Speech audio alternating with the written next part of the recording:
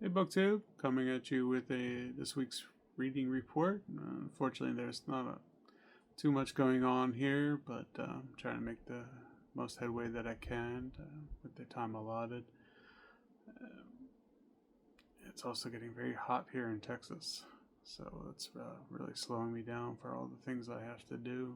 And often by the end of the day, I'm pretty beat. Still working on the Chaos Machine by Max Fisher.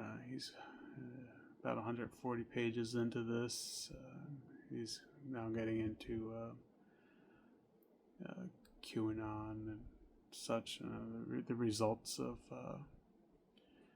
social media manipulation for ad clicks and revenue.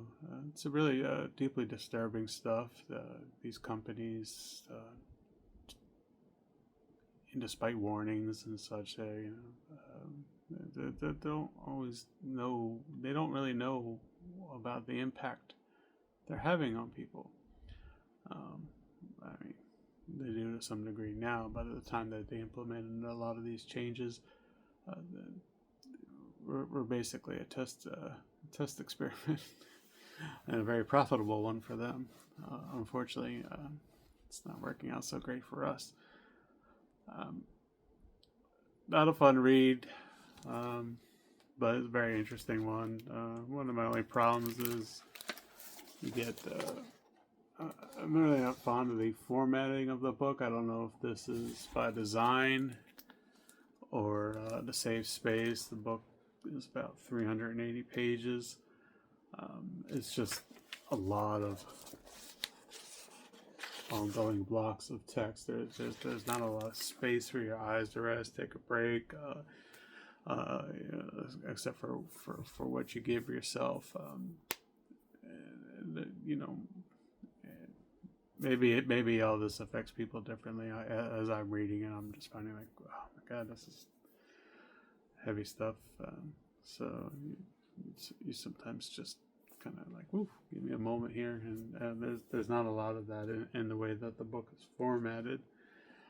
Earlier in the week, I just started Bob Woodward's War. I don't have obviously I'm not even finished with Chaos Machine, so I don't have a lot of time for this. But I just want to get a little taste of this one. I read a couple of Woodward's other Trump-related books last year.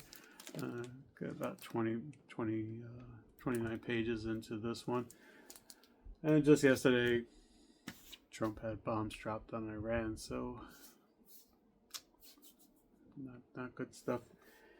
What else we got here? I'm still working my way through the Insidious Dr. Fu Manchu. This is something I'm just reading a chapter or two, before I go to bed.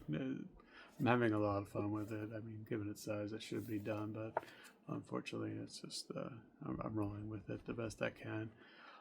Very colorful book. I expect violence, but some of the violence is even a little stronger than I would expect.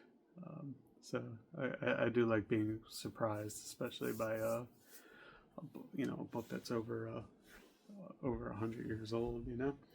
No books in the mail. No books in the mail. But I did stop by an estate sale yesterday. As is often the case around here, there wasn't a whole lot. Sometimes there's a shelf or two. A lot of times there's nothing. Most of what I find in my area is Christian faith and inspiration books. So you just see the same stuff over and over again. I would be far more interested in finding some, in terms of religious history books. I don't find a lot of that. But the previous owner, she did have these vintage Mary Stewart books. Really digging the artwork on these.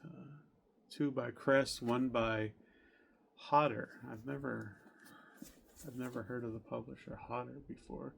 I really like this title here. 9 Coaches Waiting. Sounds like a giallo.